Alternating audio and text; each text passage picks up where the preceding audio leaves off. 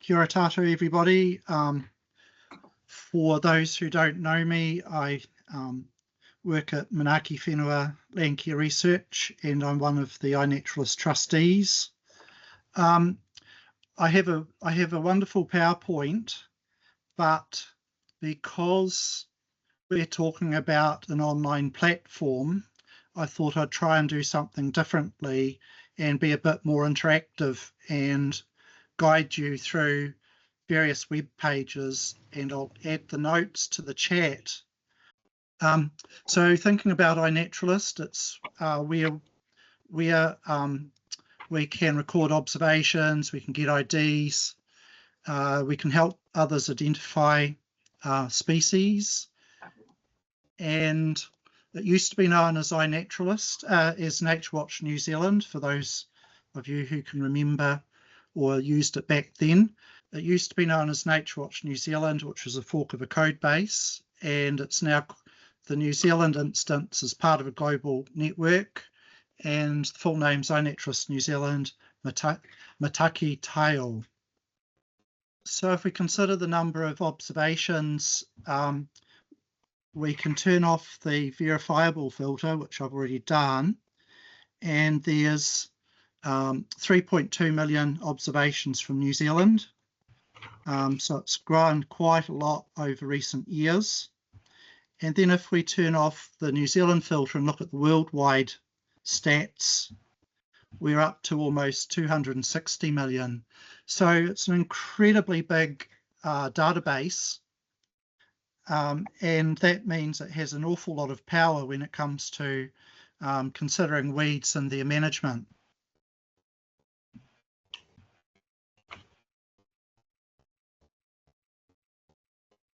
And it's run, the New Zealand instance is run by some trustees who are listed there.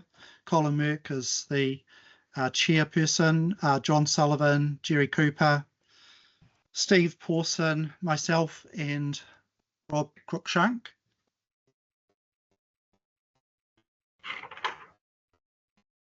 And collectively, we're part of what's called the New Zealand Biorecording Network Trust. So as well as the browser-based version, there's app-based versions, and that's due for a major update, which will considerably change the functionality and look of the app. So I think currently it's an Android only as a test version. It's been promised for quite a while, but I guess it remains to be seen whether we like it or not.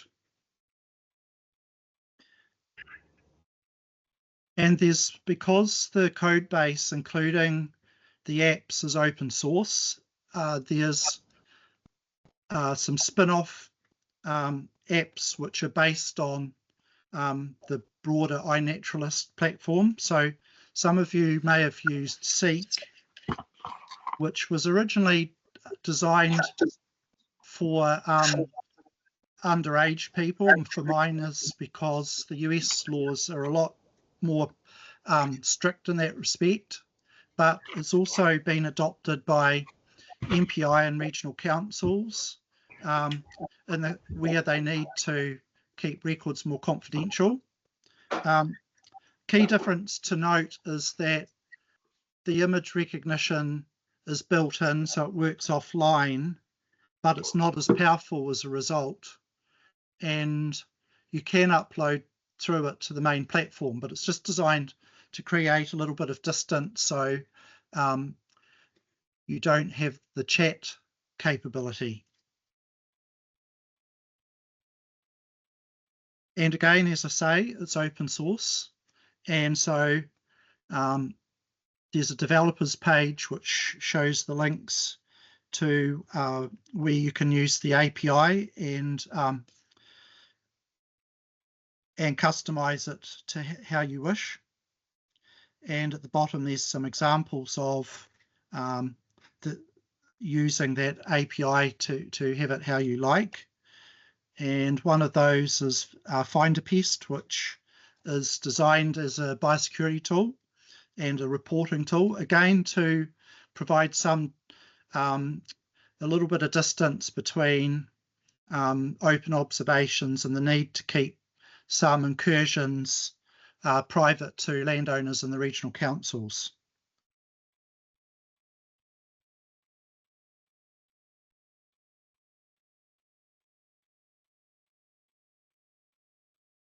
This one, some of you may know of, it's the Aotearoa Species Classifier. This is not associated with iNaturalist, but it's used the iNaturalist images to train a rather good image recognition algorithm. The Trust takes a little bit of an issue with it because not all of the platforms acknowledges the source of iNaturalist, so some background notes would be good. And also, in some ways, it's a competing platform that doesn't make images and observations publicly accessible. So you do lose out a little bit. And an ideal solution would be to, and it's also limited. So it's been trained on a certain number of things, but if you're trying to ID a species that it's not been trained on, it falls down a lot more than the main iNat app would, because iNat uses the full range of species throughout the world. So that's the spin-off apps. And the other one, which we'll talk about in a bit, is the EcoNet CAMS integration into iNaturalist. So it's a very open platform. So there's a few tutorials and things. This is a guide on how to make an observation if you haven't done so in the past.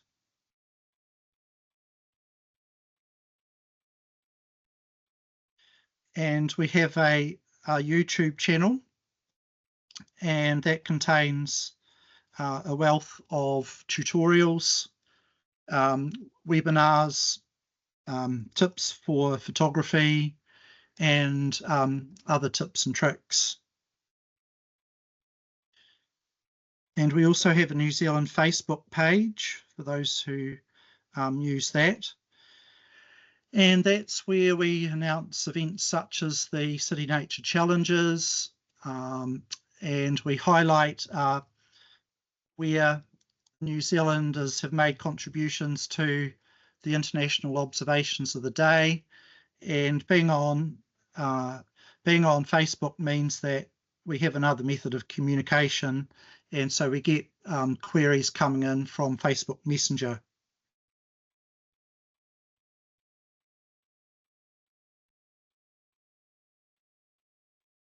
So if we consider using iNaturalist to manage invasive plant species, or all invasives for that matter, there's a few elements. So it's for early detection and reporting.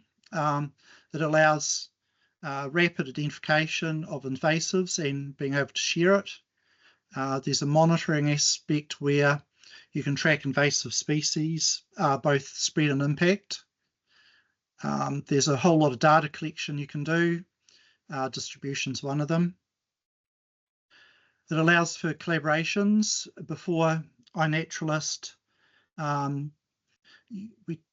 we wouldn't necessarily all communicate on the same platform, but we can do that for almost the first time, I think. There's the research component, of course, so it supports invasive species studies.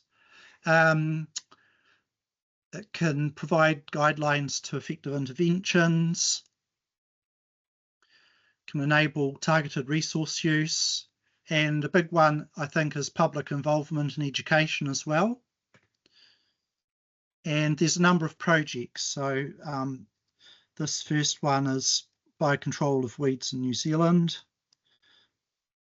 It was created by John Sullivan, as you can see down the bottom there.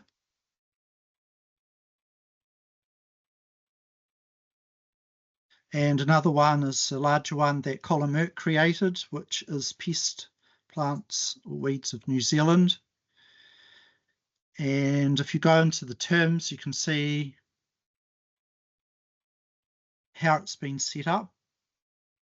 So in this case, it's a pretty open one where if people want to add a pest plant to that project, they can certainly join the project and then do so. Another project is bird dispersed weeds and potential weeds of New Zealand. And that has a whole list of things that are bird dispersed.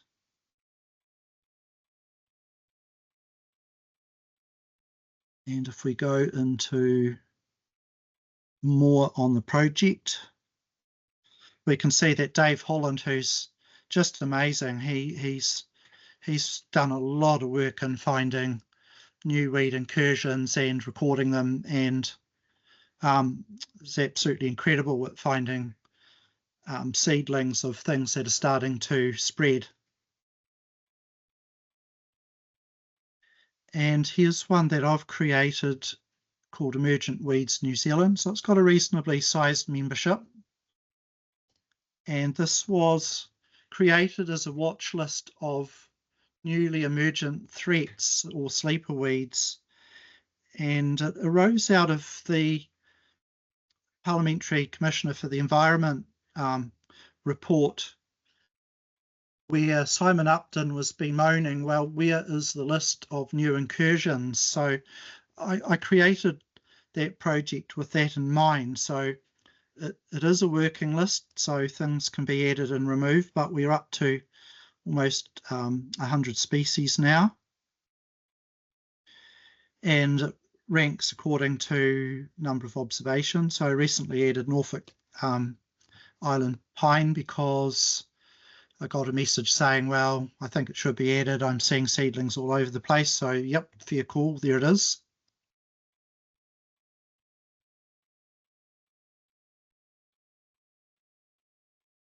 So as well as dedicated invasive plant projects, there's something I call public engagement projects.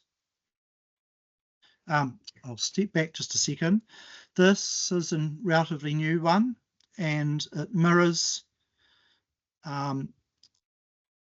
created by Kate, and it mirrors the recent DOC list of environmental weeds in New Zealand.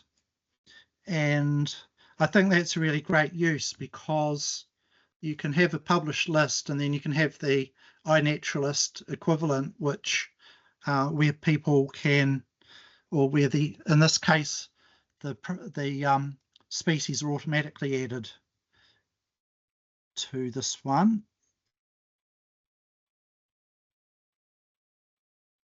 And then, as I was saying, there's the niche projects.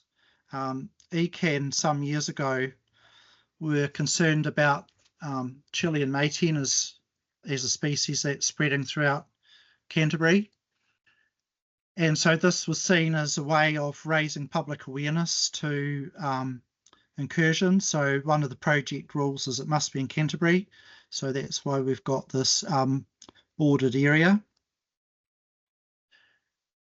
And so, as a way of raising awareness, I think they had some competitions and some pamphlets around it. So it's probably something which is quite good to think about in ways you could use that in your own work as well.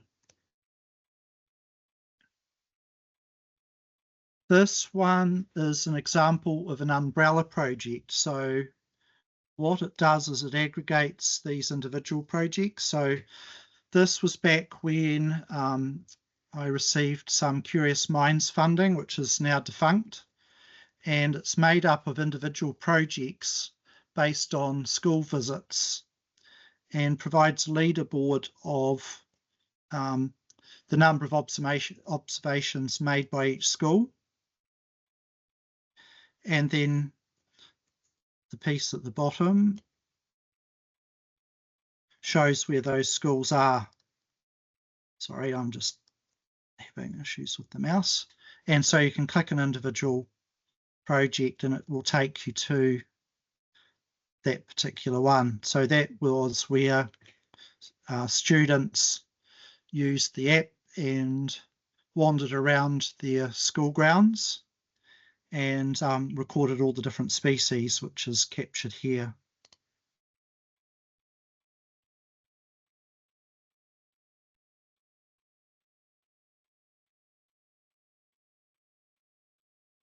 So we've talked about different projects and that there are umbrella projects and individual projects.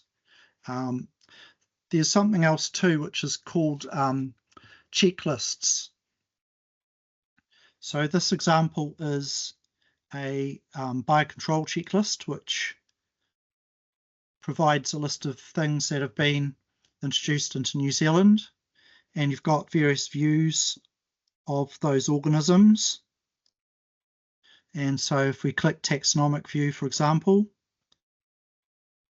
just let it load, that shows the hierarchy of each of those biocontrol organisms. So I don't think that's a feature very often used, but checklists does do an awful lot. It is very useful. Another checklist which I've created is the National Pest Plant Accord. And so again, it's a checklist of the various species that is on the accord. And you can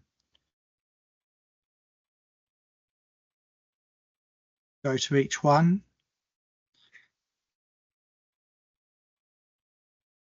and then view all the observations of it.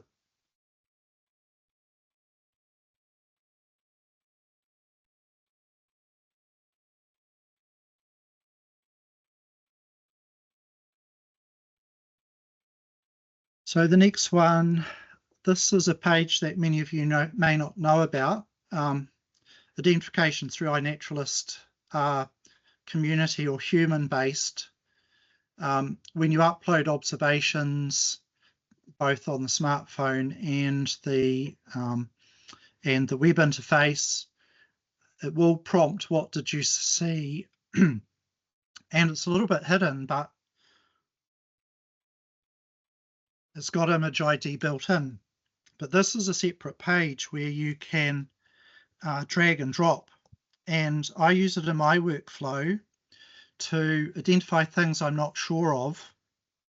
And it's very good, of course, for things like cultivated species, which are exotic and quite rare. So you have no idea what it is, and it can do a very effective search. So this is a plant that I identified. And so what it does is it pulls in the metadata. So this is something that I photographed from Great Barrier Island. And you hit classify, and it provides a set of options. And yep, sure enough, it's a hakea, and it's got the little note here on the right hand side that it's expected nearby. If you didn't have the metadata around it,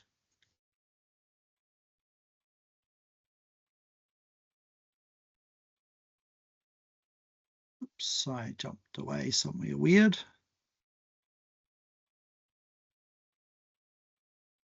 So if there's no metadata,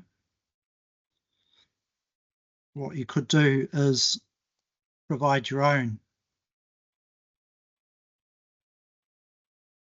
So you could do a search for the whole North Island, for example, close enough, and go select, and then classify, and no surprise, but it pops up again. So that computer vision demo page I find really good. As part of my workflow, what I'll do is I'll use it to quickly identify and name my files so that I've got them all tidy and ready for upload. But it's also really good for the hard ones.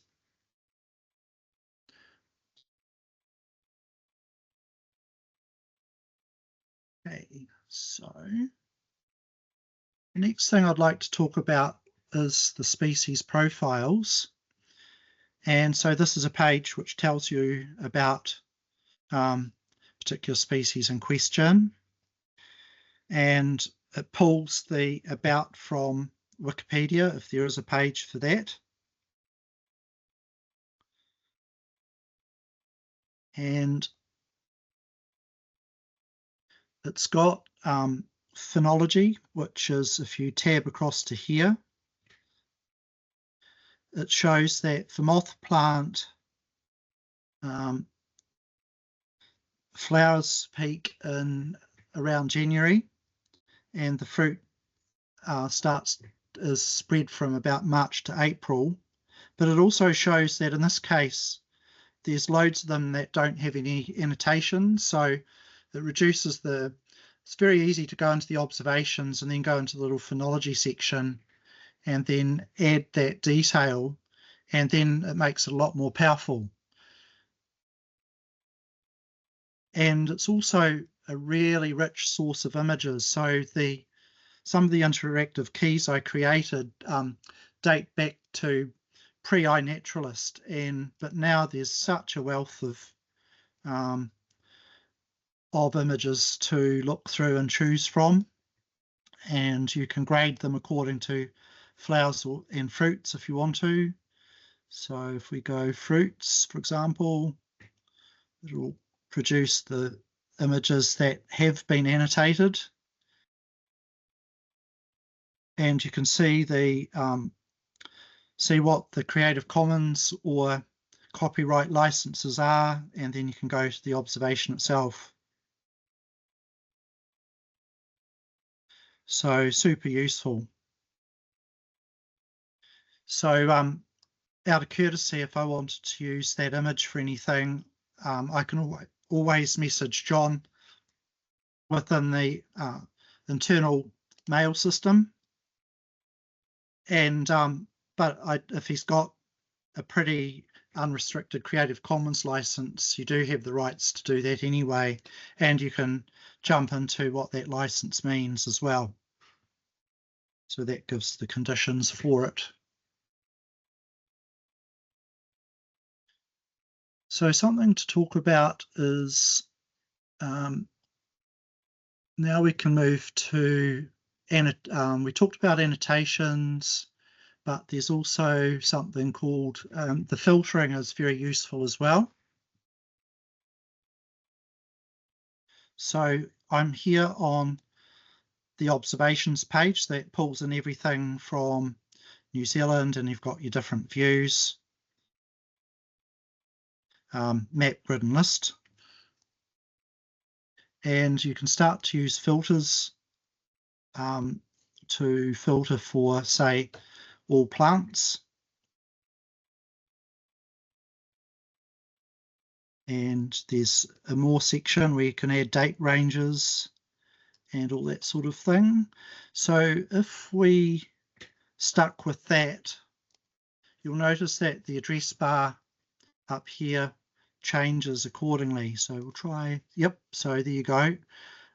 So that string is producing results based on how you navigate and select your different options.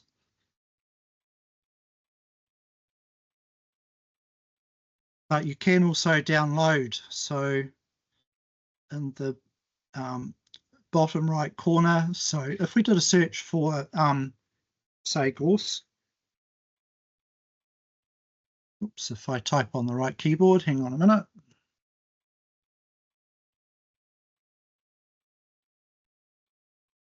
So that's retrieved 5,000 observations. Fair to say that it's underreported. And then we hit this little download feature.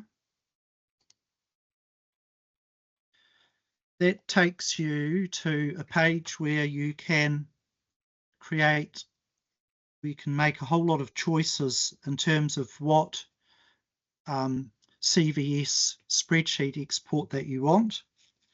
So you can change a whole lot of these tick bars, and the preview will change accordingly.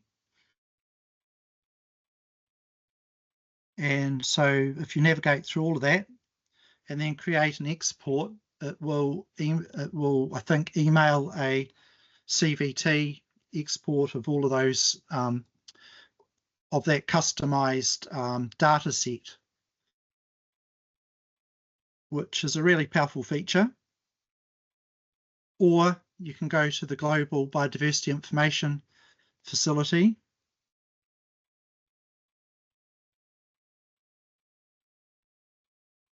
So if we go there and scientific name and go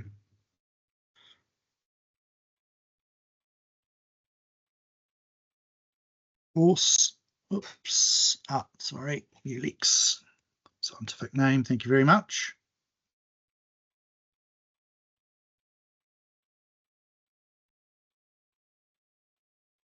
Then you've got options to export from GBIF. You can filter by country, and that includes herbaria throughout New Zealand, as well as the iNaturalist records all thrown in. So GBIF can be thought of as a big data warehouse which interacts in a really powerful way.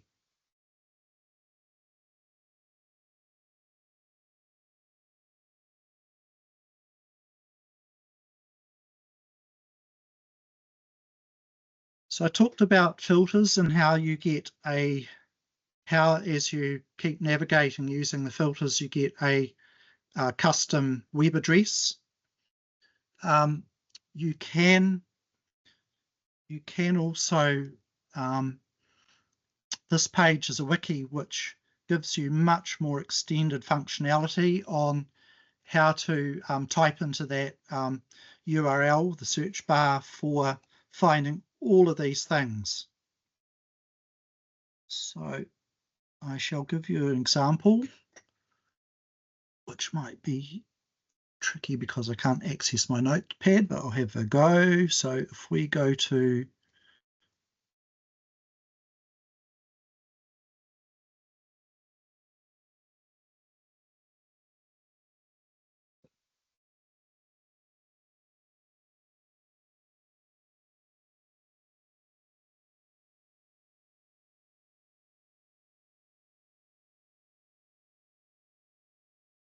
so if we do a search for moth plant again, whoops, only two keyboards.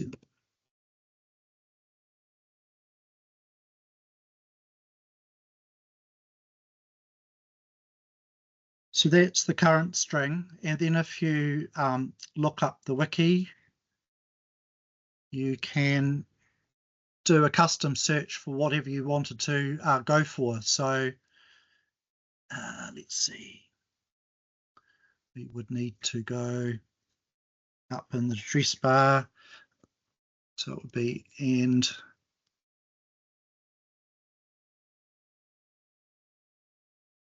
term ID equals 12, which means phenology, and term value ID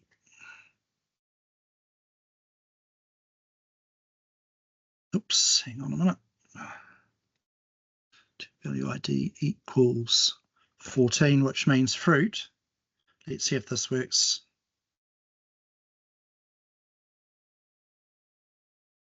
Yep, so that's retrieved using that search, everything in fruit. So I mean, it's a big topic, and I think that probably is enough for me for now.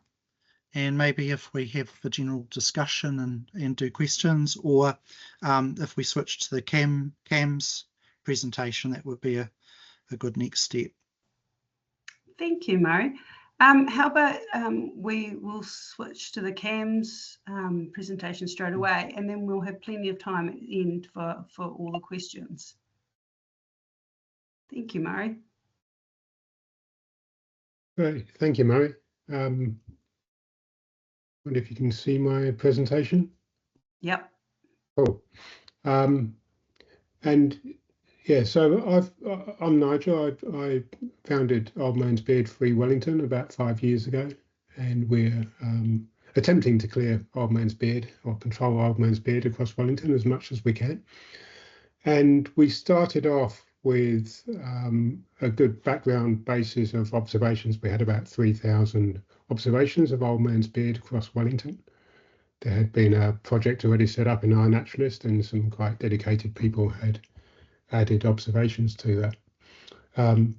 We wanted to add on some extra information around whether the plants had been controlled, so we could go and target ones that hadn't been controlled. And so we needed to sort of extend, when you make an observation, you can put in values, you can put in a photo, you can put in the location, the phenology that Murray mentioned, and the date, etc. But you couldn't put in whether it's been controlled or how it had been controlled. And that's the data that we wanted to put in there. We decided to add it to iNaturalist so it was publicly available, so anybody would be able to see it. And there's a feature we found in iNaturalist called observation fields. So this lets you add extra data fields onto any observation. And the great thing about it is you can add it onto someone else's observation. So you can't change their location or the species, but you can add these extra fields on to say, and we'll go through some of these fields in a minute to show you what they are. You can take a big bundle of these fields and put them into a project, which is what we've done. So that makes them easy to grab that bundle and choose which ones you want to set. And everybody can see them as well, so they're publicly viewable, and yeah, they're easy to see. So we came up with this project. We called it Weed Management Aotearoa NZ. And so there's a URL there we can put in chat in a minute that's got the project name in. So if you go to that page, it gives you a little box and you can join that project. And once you've joined a project, you can add any of your observations to it. So if you're on your phone, add in your observation. Down the bottom, there's something called projects. A lot of the ones that Murray mentioned, like the emerging weeds projects, etc., are there. But this one gives you the weed management data that we need. So you click on projects. I don't know if you can see my mouse there, and you can click on the right-hand side and click on weed management Aotearoa NZ. And so the sorts of details you can put in there, you can add some weed details. We have location details here, so you can put some text in around where the location is, the area, the height. You can select plant phenology here. This links back to the main annotation that Murray was talking about. It's an observation field that John Sullivan set up and encouraged us to use.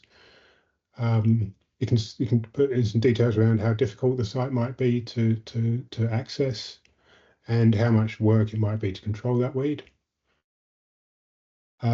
If you have controlled it, you can also put in some control details, whether it's treated, the date, how it's been treated, and the substance, and some further details if you want.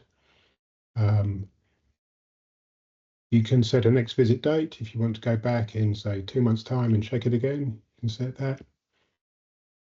And if you do make a subsequent visit, you can update the observation to say what the status is now, whether it's alive or dead or a duplicate weed, and you can set the date around that. So all of this is great information to have in iNaturalist along with the weed observation. And yeah, I thought it was great. Like, it works really well for that initial observation. You can go and fill all these fields in, but then we found on the mobile app, you can't actually add these observation fields onto someone else's observations. You can do it on the web, on the browser, but it's clunky. You have to add each field in individually and click an add button. And the outcome of this was it's just too hard. Like, people weren't using it. Our volunteers were going out and controlling weeds and not updating them. So after sulking for a while, I managed to get a bit of time off and build something that's much more simple to use. There's a little user interface, and you just click the button, fill in the drop downs, and it's done. And we've integrated this in with EcoNet's CAMS weed action. All those observation fields can work with any app. So the goal is to extend it beyond CAMS, but we've got this integration with CAMS working as well. So what happens with this is when you make an initial observation, we pull a number of species through on an hourly basis into the CAMS weed action map. And they're just sitting there. When you go and visit the weed or control the weed, you can click on the dot on the location of where the weed's at, and that brings you to this pop-up, which has some of the more details of the weed. It actually has the photo and the location accuracy and some other details that might help you find it as well. And then if you do update it, or if you want to update the status with your visit or control information, you click that button, it takes you to this nice little user interface. And you fill in those fields, click submit, and then that updates the observation on iNaturalist, which then within the hour it syncs back to the app, and the status color will change in the app. So it's a really nice sort of simple way of going in and keeping that data up to date. So we found, people love this. We were sort of developing it, and before we even went live with it, people started using it and giving us feedback on it. And this was a real kind of mind-blowing feature that we didn't realize was going to happen. But because we're updating the observation fields in iNaturalist, the person that initially reported the weed gets an email to say, hey, so-and-so has now visited the weed and it's been controlled, or it's alive, or it's dead. And this has been a really great feedback loop for us with the people that are reporting it. We've had people reach out and say, thanks for controlling it. I've been back and checked and can see it's controlled. And by the way, there's 3 more up the road that I've just added on, for you to go and do as well. But it gives us that great collaboration with our users and that communication. It's really key. So while initially it was just for Old Man's Beard, we're incorporating it into the upcoming 0.8 release of CAMS. But as I mentioned, we're keen to move it beyond CAMS as well and standardize some of these fields. It would be great if we could be using, nationally a set of fields around how weeds are controlled, etc. So we have common fields. There are there's a project that Horizons Council have done around woolly nightshade, and they're using some similar fields. So I'm working with them to see if we can standardize across those two and then extend it out. It would be great if councils and other organisations and volunteers can all be using the same data. So that's really what we're aiming for with that. And that's me. Brilliant. Thank you, Nigel. So there's lots of questions. Unfortunately, for some reason, I can't see any of the earlier questions. So thank you so much for both speakers. Do people want to start firing their questions into the chat, or raise your hand up? One of the first questions I did see was, Murray, how in a situation like a school do you avoid kids getting 2 dots for the same tree? Yeah, there's a couple of ways. When I did it, I had a set of phones that were actually offline, and so that, and with limited apps, and that really focused the students to use just the app and not browse the internet and all the other bits that they like to do. So I reissued the phones with iNaturalist on it, and then we gathered them in and used just one account and rationalized what we uploaded. But a freer way as well, if a student observes the same thing twice, does it really matter if some images might be better than others? And the answer is probably no within that context. What about in general? How much over-reporting is there happening? For example, general members of the public reporting the same pest plant or native plant? Yeah, it's like herbarium specimens, where the distribution map of all the herbarium specimens in the country reflects the major roads and tourist destinations and cities. So, and we often ignore the common, don't we? Unless you go into an area and survey all biota, including the, tiny little things, there will be biases which you can't avoid. So there's a question, can you talk about City Nature Challenge? Yeah, the City Nature Challenge is annually and it's pretty popular. So we create project pages for each city that wants to participate, and there is a iNaturalist page you can go into to look at the stats, and there are big peaks in the observation frequency associated with those events.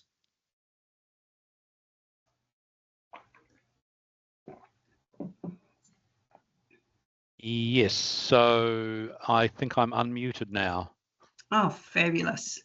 I seem to be having some trouble. I seem to have been excluded from chat for some reason, and anyway, and the screen mute button wasn't working. I had to go up to the menu. Anyway, just some very random thoughts. I mean, I've heard a very expansive and detailed information both from Murray and Nigel, so that's fantastic. Yes, the City Nature Challenge, I don't know whether you mentioned when it starts, on the what is it, 27, 26, 25th, isn't it? 25th of this month, which is a Friday, through the weekend to Monday inclusive. And you can record anything, and then there's a day, I think, beyond that or so, when you can still add dated observations, with dated pictures.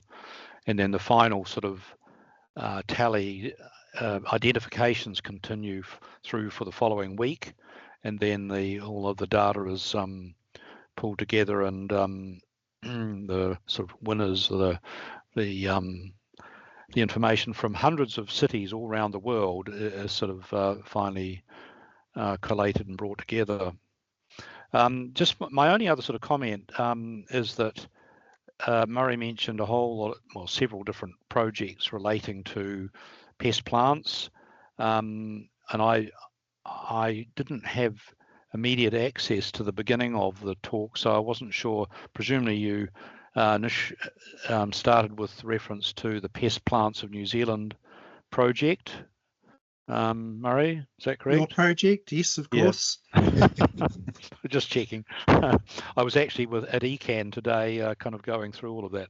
Anyway, I guess one of the things is that just be a little bit careful about creating more and more projects and making sure that you check what projects are already there. The trouble is now worldwide, there are just literally thousands of projects, and many of them are hardly used, or may have only had one entry or something, so it's becoming quite difficult to navigate that enormous number.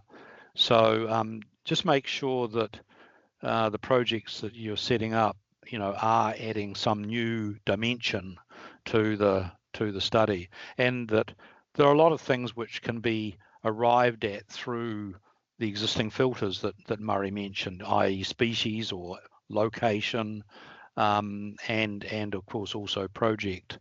You can when you go into the filter series, as well as the things that Murray mentioned, like the dates and the species and the person who recorded it, you can also filter by, there's a project entry point there where you can filter by that specifically.